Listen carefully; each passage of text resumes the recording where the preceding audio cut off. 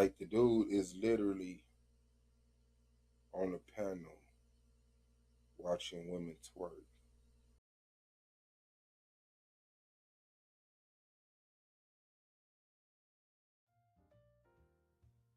What's good? What's good? What's good? This is the Arguments League Man Cave, and I am your host, Lance Single from Lance Single Productions. This is actually a test. I am trying to see if all my levels is correct and is the music good, you know what I'm saying? Getting the right ambiance and all that type of shit down. Just trying to see if all that shit good. Um this is an open panel, however. Um did I post the panel? I think I did. I did post it. Yeah, man. So what's going on in the YouTube world? What's going on in the YouTube world?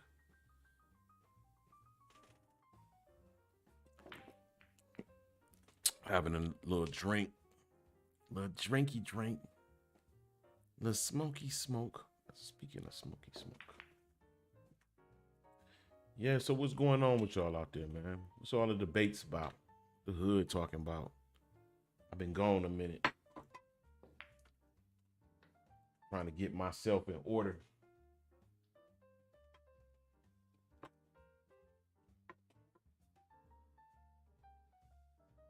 Been living all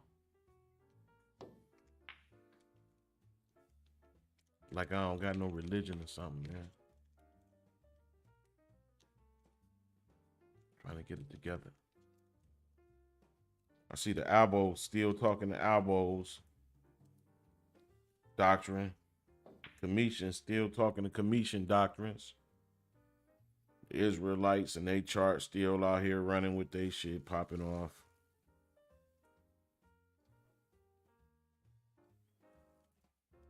Same old, same old. Last I looked. I don't know why y'all arguing. Ain't nobody paying attention to ain't nobody everybody else's doctrine. Y'all just waiting to talk. Y'all ain't reading nigga shit. These niggas, everybody not out here fools. You know what I'm saying? Niggas in the commission world, they learn something. It's something they know. They not just no idiots. They know something. It's something true about their shit. That guy that's been fooled or they're convinced, I should say. All these niggas out here.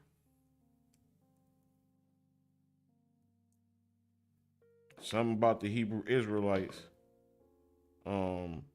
doctrine that done convinced all of these niggas out here that they Hebrew Israelites. Then you got the doctrine of the Abros, the Aboriginals. They out here convinced that they the Indians and all of that type of shit. And the truth is, probably everybody, everybody the same people, just meeting each other from different time periods. Like, for instance,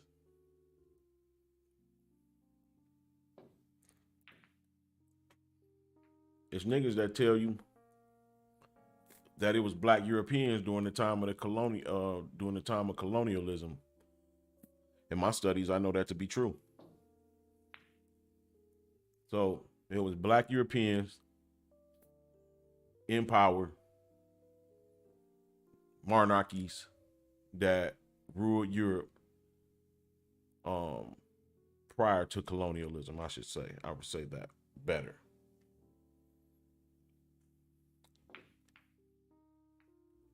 Places like Germany, France,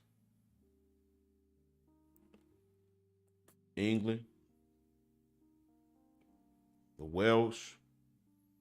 I mean, all over. They really just ruled everywhere. Black people ruled pre-colonialism. Then you got the Aboriginal who say they was already here in America. So they people is the founders of America. And from my studies, I find that to be true. And also a part of their doctrine is that they don't believe they came over here on a transatlantic slave trade on no ship. And of course they was already here. They believe they was already here and that they wasn't brought here from Africa. Then you got the Kamishi brothers who got a history of us being in Africa or black people like us being in Africa. But watch this. I've read several different books that explain that all of the above is correct, just different time periods. And at one time period, let me say this first. A lot of people don't understand that the earth resets. There's cataclysms that strike the world in the midst of humanity. And however they survive, there are some survivors, but we quintessentially just rebuild on top of whatever was last destroyed. Whatever the age that was last here becomes um, mountains and hills and ruins. Man, let me show you why I say mountains. Because when water comes, right, at great heights, let's say a wave, and a wave comes, and wave gonna bring what? It's gonna bring mud and all that type of shit, right? And the mud gonna cover over all of the buildings. And then when the water leaves, the mud stays, and then the sun bakes the mud. Then it goes unnoticed. It goes unnoticed as a building. It just looks like a rock. It becomes petrified. And I don't know if it's through some type of quick baking or is it the actual time period that they say. I believe that it's like a flash wave of heat that kind of singes the earth, a purge, if you will, as I think it's written as a purge.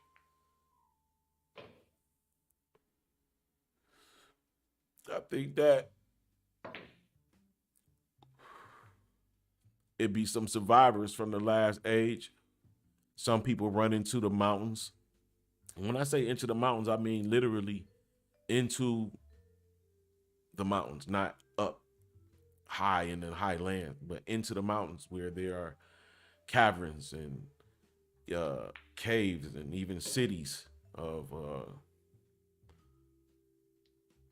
you know of great space. You know what I'm saying? It's like probably hold 200,000, 100,000 people, 100,000, 200,000 people down there.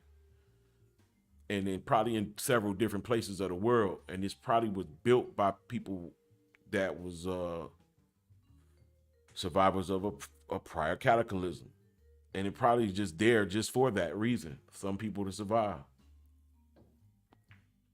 I know y'all to see the TikToks when they done opened up some of these with the gates or whatever, look like walls that's just sitting in the middle of nothing, or a pyramid, and then they open it and it leads down into the earth.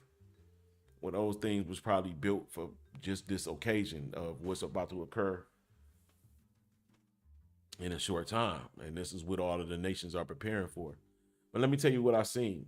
I was reading in a book of the Giants, the Book of Giants, and it was saying that it was 100,000 giant war.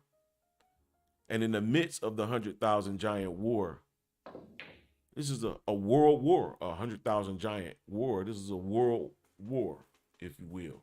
And it was supposed to be the circumcised giants against the uncircumcised giants. It was Nimrod, the circumcised giant against Og, the actual Og that Moses actually fought. Og of Bashan was him and his giants was the uncircumcised. But in the midst of cataclysm, there was a world war. Right? What if these people or these beings or whatever is orchestrating this reset,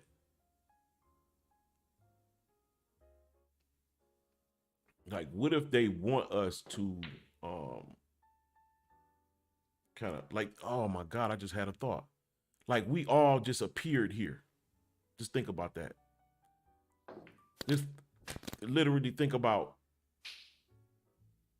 you're born and you pretty much don't have any memories probably from the age. I could remember some things at one. People tell me. So I don't know. But you just all of a sudden become aware. And it was a whole society that existed prior to you being here. Right. But they were already here. So just in your lifetime, right? Well, in my lifetime, we've gotten colored TVs. It was already televisions, and y'all have gotten digital televisions. Y'all, we moved from videotapes to DVDs. Now we're cloud, storing and things of that nature. I mean, it seemed like society is moving pretty fast when it comes to technology. But when you look in the past, you can see that some of this stuff was already here. Like you can see that electric cars was here in the 1800s. Like they found out a way to have a sustainable electric car. I think they said it went up to 100 miles before it needed a charge. Probably further. I'm just going off of memory. I'm just just vibing right now.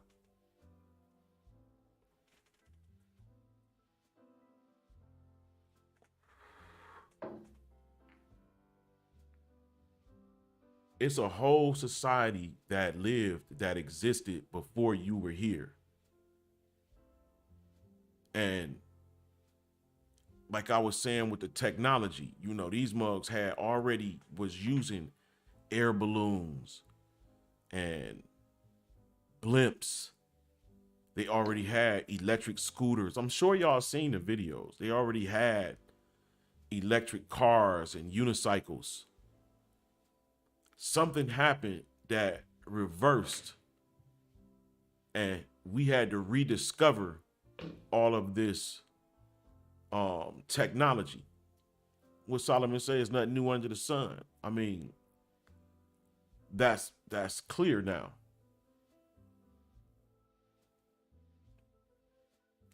But back to you aboriginals and you Cometians and you Israelites and you Muslims. Everybody is the same group of people. We are survivors of a cataclysmic event of a prior age. All of us. All of our, we descend from the survivors of a cataclysmic event. We descend from the survivors of a cataclysmic event of a prior age. Which cataclysmic event? I do not know. Do Noah's cataclysmic event coincide with the Atlantean event and the powers that be shifted the time to make us think that Noah's period was a lot further back than what it really was? I mean, because right now, you can see in your cities, they're digging up cities that have entire skyscrapers up under them. Whole buildings, whole apartment buildings beneath the city.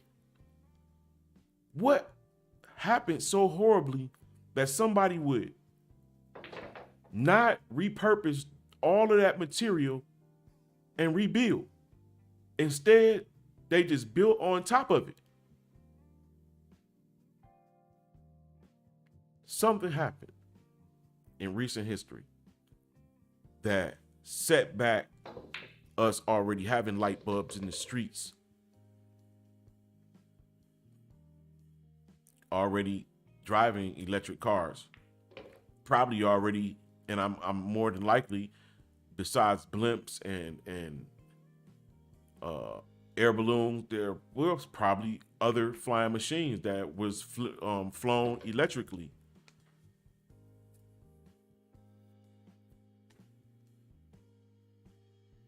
And something cataclysmic happened that reset it And like, think about it. Like, how many of you ever seen a tombstone that's older than the 1800s? I've seen many. I've went, seen the Civil War and um, a lot of different military tombstones in my day. And I have never seen a tombstone older than 1800s.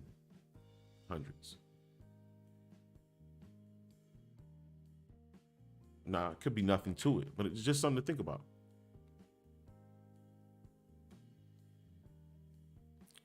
Y'all don't realize that if something cataclysmic occurred, that it would cause people to spread, especially if it was a land. And you know what? Another thing people don't realize, Earth is still one land. It's not land missing under the water. If you remove the water, it's not going to be black space down there as though Earth was erased. It's still land down there. So Earth is still a whole piece. It's not broken. No, no lands are floating, as they tell us. It's all a lie. But check this out. I got this book. It's called The Original History of America, with the identity of the Aboriginals being Tyrians and Israelites, written by George Jones in 1842 or 43. This book was written in 1842 or 3, and it states that the southern Americas was inhabited by the Phoenicians. Tyrian means Phoenician. If you don't know who the Phoenicians are, the Phoenicians were a mighty nation that stayed, somewhere about where the Lebanon is today, and they had a unique relationship with the Israelites. Like, some of the kings' daughters married some of the sons of either nation. And they had a unification going on. The king of Tyre, which is short for Tyrian, as in Tyrian, he built the temple for David and Solomon, or for Solomon and David. That's right.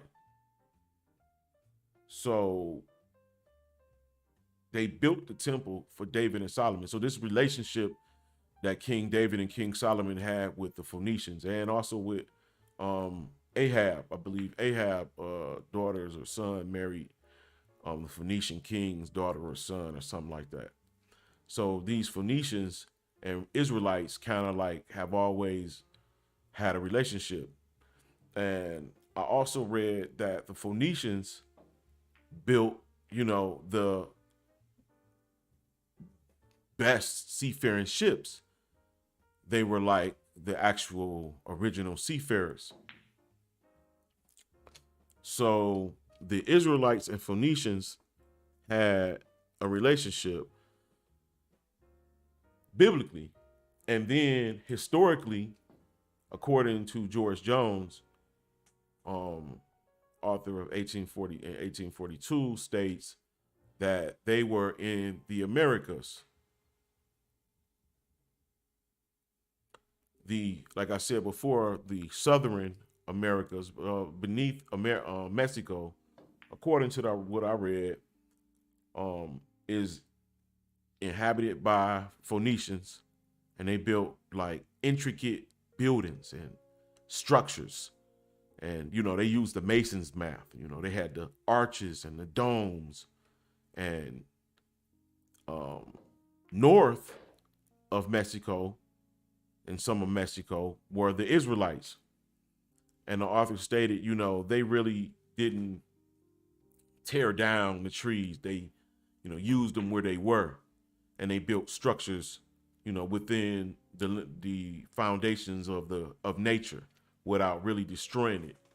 He was saying that the canopies of the trees were their domes, and the pillars of the trunks of the trees were their pillars. And he was just giving it a relation to him, like that. Um, he was naming a lot of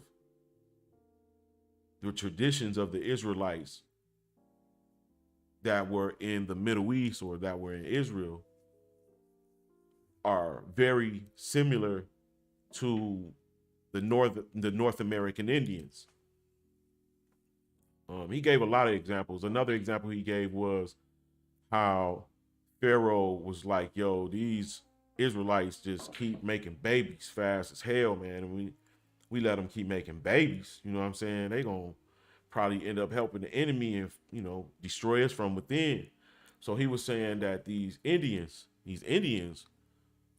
Aboriginals in the North, was known for making babies. A lot of babies. Saying how strong the women were. She'll stay behind during the caravan, and then she'll have a baby by herself. She can get back on the horse and catch back up with the baby intact. You know what I'm saying? Everything all good. We're just saying how much of a warrior, how strong the women were, and how their babies were all coming here healthy and you know, uh, and that's very similar to who the African Americans. So a lot of the Aboriginals should like they yes, now, y'all don't want to accept that the Aboriginals, in the North were Israelites. Y'all just want to be separate, but you don't realize that these two is it's two trains of thought. One is that the Israelites came over here during the Assyrian Empire. And, of course, the Phoenicians built their ships. They had a relationship with them. The Phoenicians came along with them. They went their separate ways. The Israelites kept the north, and the Phoenicians went south. In a nutshell, it's a lot more in between there. And then another train of thought is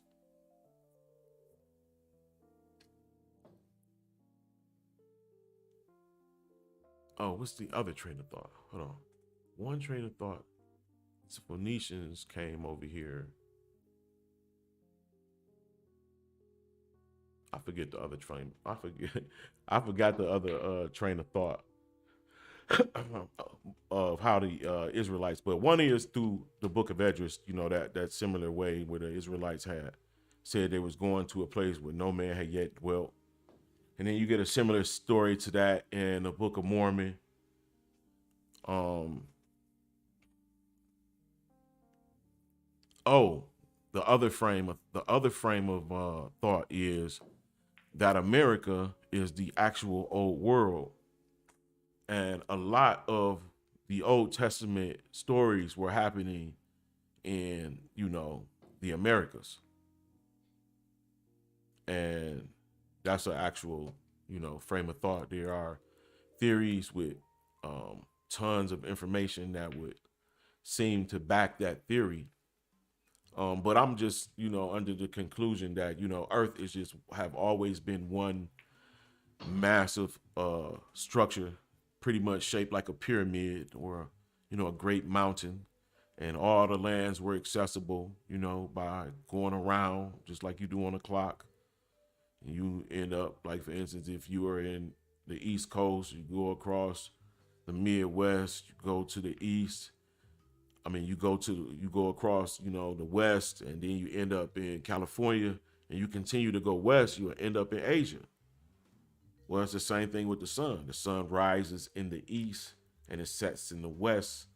The last uh, place to see the sun in America, I imagine, would be somewhere around California and the sort. And the first place to see the sun would be in Asia, you know, or what is it, Australia? One of them. Whatever the case is, that's how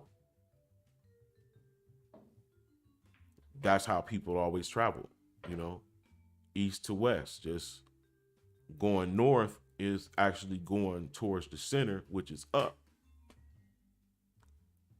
So all the Israelite and the Aboriginal and the Commission and the Moors ain't nothing but Israelites that converted into Islam in the 7th century. You know, some of them converted for convenience of trade and political purposes, and others for to save their life. You know, for forced conversion. You know, convert or die.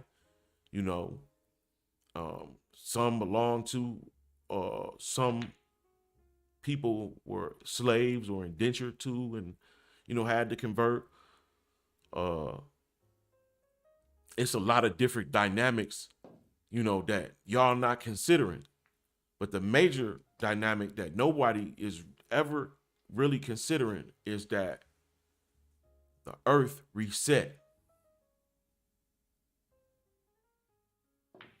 Everything reset. We look at that story of Adam. To me, Adam probably was a survivor of another cataclysmic event, and he was brung up out of the mud as opposed to being made from the mud. He probably was rose up out of the mud from the cataclysmic event. you know,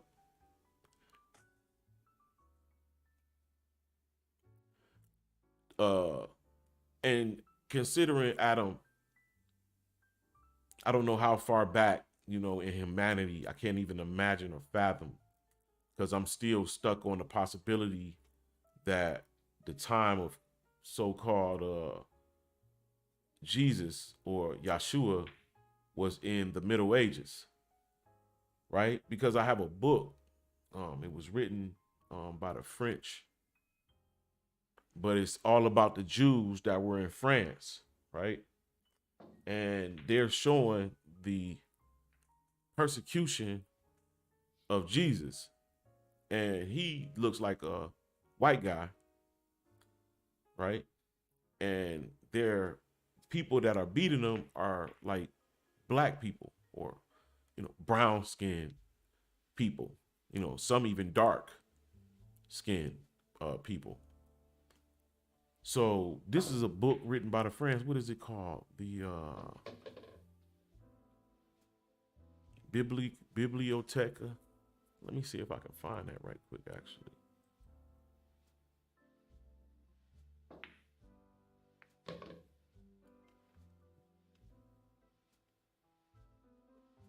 Yeah, so I see um a cataclysmic event occurred, you know, people spread it to different lands, and, you know, kind of clung or cling to their own kind. I don't think it was like a pure white race. I just think that throughout all of the nations, there were white people. There was a white, I mean, because the book of Enoch, I believe it's the book of Enoch. The book of Enoch says that Enoch was born an albino. He was born with skin as white as snow. And his father was like, afraid of him, what I'm saying? Went to his father. So his father is Lamech. He went to his father, Methuselah, and who went to his father, who was Enoch. And Enoch told him, tell him that that kid was born with white skin as a sign, because God is about to do a new thing in the land. And he was saying, as you continue to read, you read later on, it says that the fallen, the new thing, oh yeah, it tells you basically it tells you Genesis 6, what is written in Genesis 6, that the sons of God saw that the daughters of man were fair and took wives whom they chose. And it was saying that the children of those people will be, the rulers in the end time. Or I think I read it in the Hebrew and it said it meant the bullies in the end days or whatever. But the white skin to Noah was a sign of what was to come. So I think it was always white people. I don't think that shit, my mom light as hell. Her mama brown, her daddy brown. I mean, brown like me.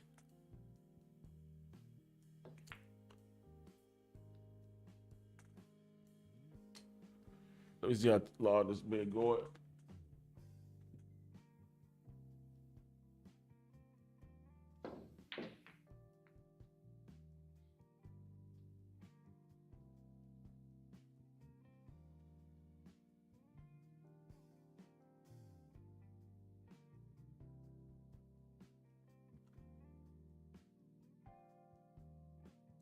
Yeah, once all y'all get all over y'all arrogance, you know, and unified, just realize we was just one people.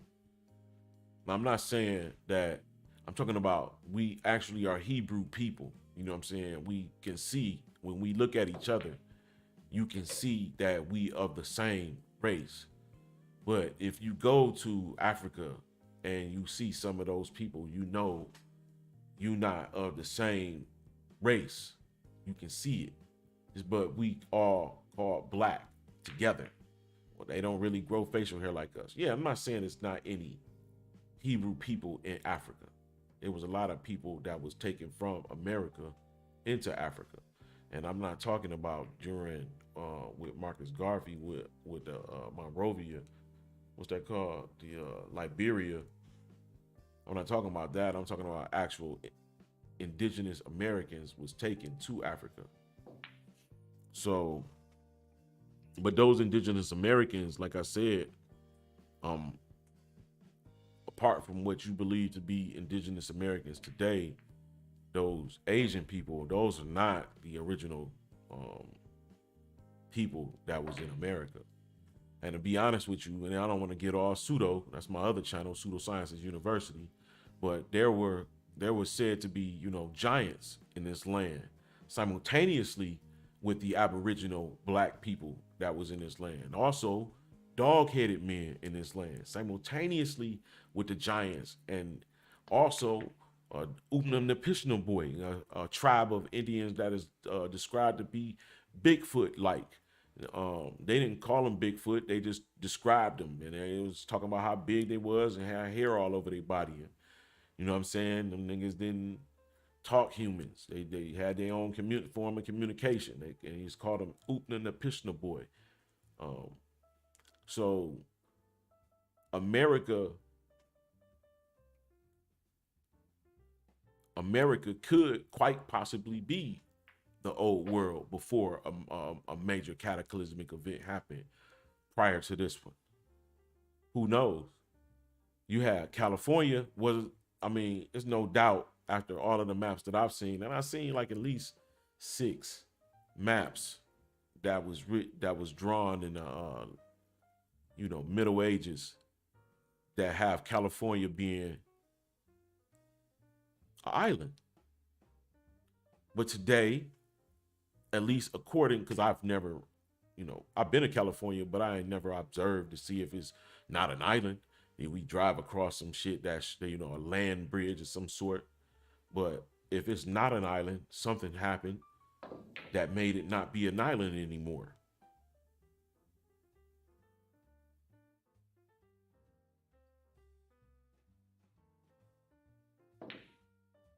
Y'all missing some pieces. Y'all missing some major, major pieces, buddy. Oh, I forgot to do the damn test.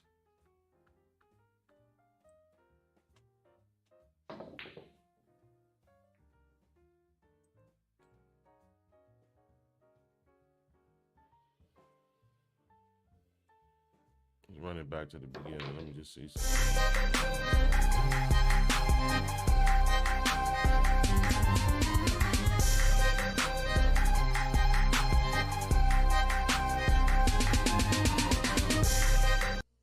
Like the dude is literally on a panel watching women twerk.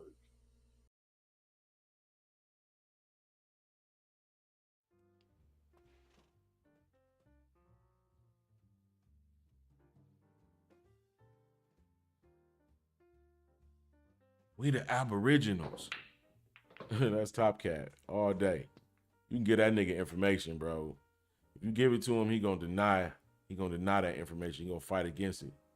But in about 2-3 weeks later, he gonna present that shit like that's him. Like he created that shit. Like that was his find. You got what's that nigga name? Supreme Chief. You know, talking about Aboriginals and shit like that.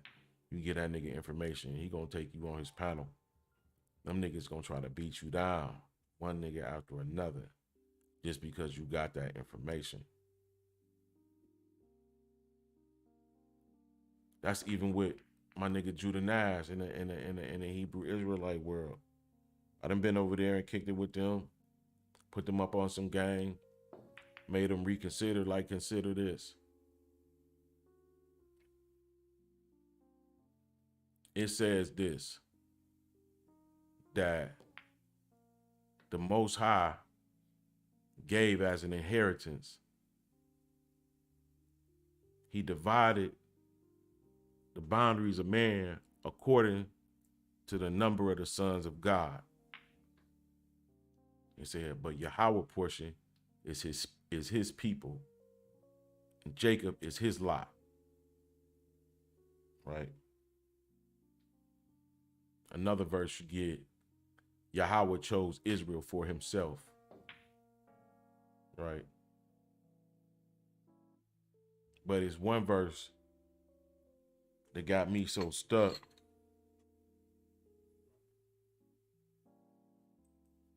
That it made me actually rethink about how I look at, you know, God and the angels and, you know, what is their actual purpose in the world or concerning us. When it says that God gave as an inheritance to the nation, to the sons of God, he gave the nations according to the boundaries of man, of the sons of God. So I mean, he divided the nations according to the numbers of the sons of God, right?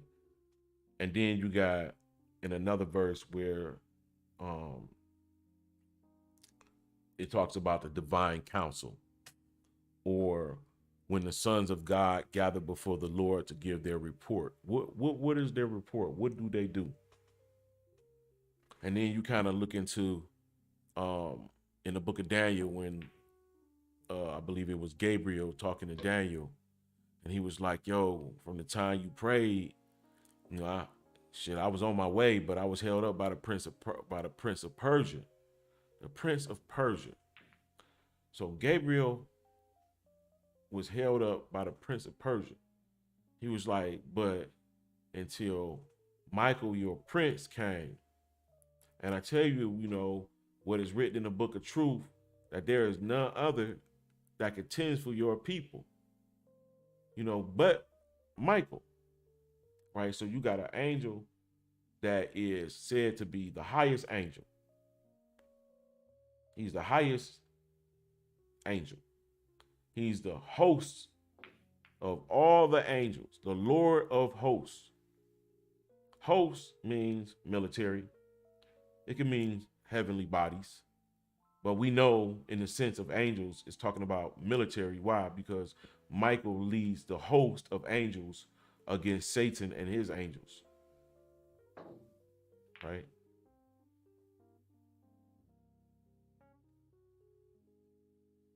So I have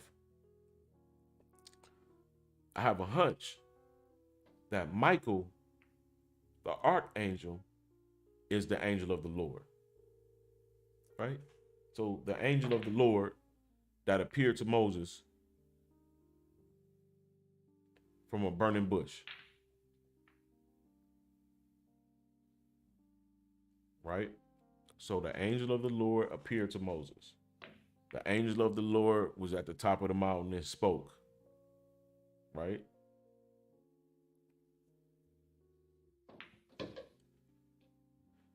So when you do a little research on the angel of the Lord, you find that the angel of the Lord is actually like a theophany of the Most High, an expression, um,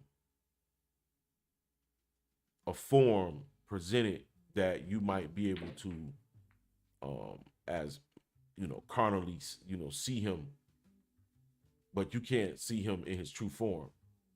So he has uh, a theophany that is presented as God before Moses, a theophany that's presented as God before Abraham, a theophany that's presented before, Jacob as God.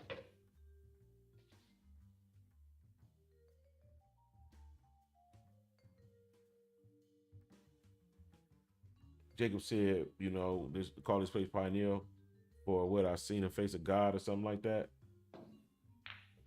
Some people are trying to say, well, that's the angel Pioneer, which is the face of God, and that's just added on to me.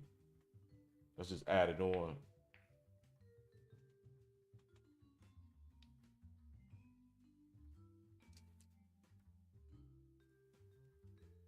I believe that what it says that Michael is the only one that contends for the children of Israel,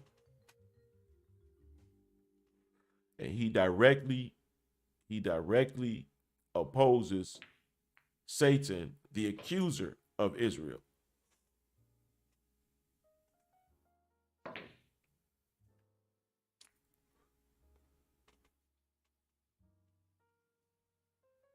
I don't know if it's just one being. I don't know if it's a group of motherfuckers like Cobra, but Israel has a group of accusers. I don't know if one follow each and every one person, and the scripter, the writer of the other being that follows them is just a scripter. I don't know none of that. I just can imagine it. But what I do know is that it's more to life, is more to this realm than what they really telling us. So all of this is all possible. That the angel of the Lord is Michael the archangel, and he is only the protector for Israel. And he is the one that is like the Son of Man, not Jesus. Why? Because it's prophesied in the Old Testament. The one like the Son of Man. Well, why did he say that? Because who was that appeared before Abraham? Near the Mamre Oak. It said three men appeared. It was the Lord, right? The Most High, he don't got feet. Like he is spirit. He is energy. He is power. So why we trying to put feet and hands and legs? He got things that handles that actually walks, that manifests in the reality world. All he have to do is, you know, whatever, think it forth, speak it, and his beings in place to make it manifest. So y'all think that all of that time that when Abraham was said that he was seeing God, that he was looking at the Most High, El Elyon, you think that that was Jacob? He actually wrestled the Most High God. Think that that's, but the Jacob changes, but that angel, the angel of the Lord, it changed his name. It changed his name. It blessed him. You think that that was God that actually told Hagar that her child was going to be blessed and, run, go ahead, go back to your mistress and all of that. The angel of the Lord, the angel of the Lord. Who is that? Yet you go a couple of 1,000 years, 1,500 years, I don't know, ahead, and you see that in the book of Daniel, Michael is the one, he got a name now. Michael only means who is like El. Some people might pose that as it being a question, but not the blue letter. The blue letter presents it as a statement, and it says, who is like El? So who is like God? The one that's like God. So the entire time, the patriarchs of our ancestors, they're not speaking to, per se, when they're talking to this being. Yeah, I guess you could say they're talking to the spirit God, because it's one and the same. It's just a being presented, but this particular being is the same being that's being presented. The highest angel, the Lord of hosts, the angel of the Lord. The angel of the Lord has a very special relationship with the Most High, because I believe them to be in unison. Pretty much like people say Jesus is with the Most High. And that's how I know that the New Testament plagiarized the Old Testament, because they stole the identity and everything that the angel of the Lord does, who you later finds out it's Michael. How do you find that out? Well, you find it out when Michael, the archangel, and Satan has a dispute over the body of Moses. And Moses says, and Michael tells Satan, my Lord rebuke thee, right? So my Lord would be probably, El Elyon, the Most High, right?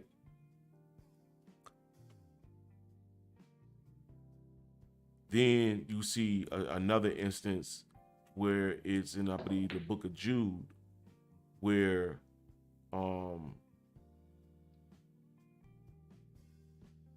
that was the book of Jude with Michael and Satan arguing over the body of Moses. You got another scripture, where is it in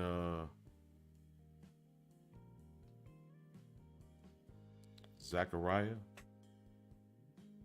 One of those scriptures where the angel of the Lord, Joshua, the high priest, is standing before the angel of the Lord, and Satan is at his right to accuse him. And the angel of the Lord said, my Lord rebuke thee. Right? The same thing, my Lord rebuke thee. And here you got Satan, the same accuser, this, or representation of this accusing entity, there to accuse Joshua. And what did the angel of the Lord do? He said, take his clothes and change his gear.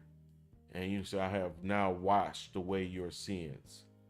So this angel of the Lord has the authority to wash away sin. Right? This angel of the Lord. What did the Most High say when he first spoke to Moses? And to be honest with you, I'm not even sure, if that was the Most High speaking to Moses. I'm not sure, based on all of the revelations I've gotten on who the angel of the Lord is, and how later on the angel of the Lord name becomes Michael. And you read in the book of Daniel, Michael is the one who contends for the children of Israel, the only one. It's written in the book of truth that Michael is the only other one that contends for your people. You know what I'm saying? And then it says that when Michael rises, You know, all the Israelites' names that's written in the book of life shall be saved. Why? Because their savior, who? Michael. Michael is the savior of the Israelites. He fights for the Israelites. He contends for the Israelites. He guides the Israelites. He leads the Israelites. I seen in I forget, was it a Islamic um scripture, or I was reading in one of them scriptures. It was saying that the Most High told somebody to get, you know, Moses' body, and he told Michael, and Michael was like, you know, I can't do it because I was his teacher. You know what I'm saying? I thought that was really interesting that that was said, you know, so that would kind of like go along with my theory that Michael was the angel of the Lord. But later on, this is what you find, that the angel of the Lord, this son of man, right? He actually inherits the earth. He inherits all nations, and his kingdom is established. And they grew. And when as I was growing up, they was telling me that that was Jesus Christ that was going to, you know, inherit the earth, and you know that kingdom that. But the whole time, when you really go to the scripture, you know, especially, you know, pay some get into some of the scriptures with, you know, of Melchizedek, of the Dead Sea Scrolls, they actually refer to Michael being Melchizedek, and he becomes king of the earth, of the nations, and his kingdom is established, and blah blah blah, you know. But I don't know, man. At this point, I just know this much: the picture that they painted in Christianity, and how Jesus came about, you know, sort of in the Middle Ages. It just it just bothers me now that I'm awakened to that. You know, praying to Jesus, praying to Jesus, bro. That's almost like a trick. Like they tricked us. And you know what? This is what I did. I did learn this too. I learned that during the Spanish Inquisition, they were they were forcing Jews and Muslims to believe in Jesus. Those forced conversions, those people being persecuted was, I mean, in Jews and Muslims, they was tracking them down. You got instances with the Huguenots with them. You got instances with the German Palatins with them. You got instances with the Scottish Jacobites and the Irish and them. Like these all are people that are Jews, are Hebrews, not particularly Caucasian Jew, but people of color, people of different hues that are known to be Jews in that day. So you got the Scottish Jacobites, for instance. You got people that were Hebrew people that lived in Scotland, and they fought against the powers that be for Prince Charles, I believe it was. And because they wanted him to, you know, maintain the Stuart throne, but other entities did not agree with that notion. So to me, it seemed like, and I'm not saying it wasn't even like white people, it was like other black popes that was getting black kings beheaded all over Europe. You know, the Inquisition was composed or comprised of, you know, fair skin, dark skin, light skin, all different type of people was a part of the Inquisition. It wasn't just Spanish Inquisition. It was almost like they were trying to get rid of the people who had memories of the law, the true law. That's what it seemed like to me.